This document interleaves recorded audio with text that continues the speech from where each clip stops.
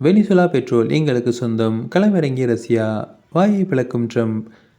அமெரிக்காவின் முக்கிய எண்ணெய் நிறுவனங்கள் வெனிசுலாவில் எண்ணெய் தொழில்நுட்பத்தை மீட்டெடுக்க உதவும் என்று அதிபர் டொனால்ட் ட்ரம்ப் கூறியிருந்த நிலையில், வெனிசுலாவின் ரஷ்ய அரசு நிறுவனத்தால் உருவாக்கப்பட்டு வரும் அனைத்து எண்ணெய் சொத்துக்களும் ரஷ்ய உரிமை கோரியுள்ளது.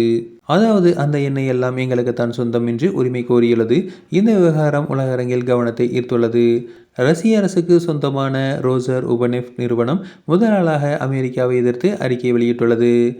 இந்த நிறுவனம் வெனிசுலாவில் உள்ள அனைத்து சொத்துக்களும் ரஷ்ய அரசின் உடைமையே என்று அந்த நிறுவனம் ஒரு முக்கிய அறிவிக்கையின் மூலம் திட்டவட்டமாக தெரிவித்துள்ளது. ரஷ்ய பொருளாதார மேம்பாட்டு அமைச்சகத்தின் ஒரு பிரிவுக்கு சொந்தமான ரோசர் உபநெட் 2020 பதிவு செய்யப்பட்டது. ரஷ்யாவின் டாஸ் செய்தி நிறுவனம் வெளியிட்டுள்ள அறிக்கையில், வெனிசுலாவில் உள்ள நிறுவனத்தின் அனைத்து சொத்துக்களும் ரஷ்ய அரசின் உடைமையாகும். இவை ரஷ்ய தரப்பால் சந்தை நிலவரங்களுக்கு ஏற்றவாறு வெனிசுலாவின் பொலிவாரிய குடியரசின் சட்டம், சர்வதேச சட்டம் மற்றும் ரஷ்யாவுக்கும் வெனிசுலாவுக்கும் இடையே உள்ள அரசுகளுக்கு இடையே உள்ள ஒப்பந்த கடமைகளுக்கு முழுமையாக இணங்கி வாங்கப்பட்டுள்ளன என அந்த நிறுவனம் உறுதிப்படுத்தியுள்ளது. அது மட்டுமின்றி ரஷ்யாவின் நிறுவனங்கள் வெனிசுலாவில் வைத்து இருக்கும் மற்ற எண்ணெய் சொத்துக்களுக்கும் கூட ரஷ்யாவே சொந்தக்கார நாடு. அதற்கு அமெரிக்க உரிமை கொண்டாடக்கூடாது என ரஷ்ய அரசு தெரிவித்துள்ளது. அமெரிக்க அதிபர் டொனால்ட் ட்ரம்ப் வெனிசுலாவின் எண்ணெய் வருவாயை அமெரிக்காவே கட்டுப்படுத்தும் வகையில் நிர்வாக ஆணையில் கையெழுத்திட்டுள்ளார்.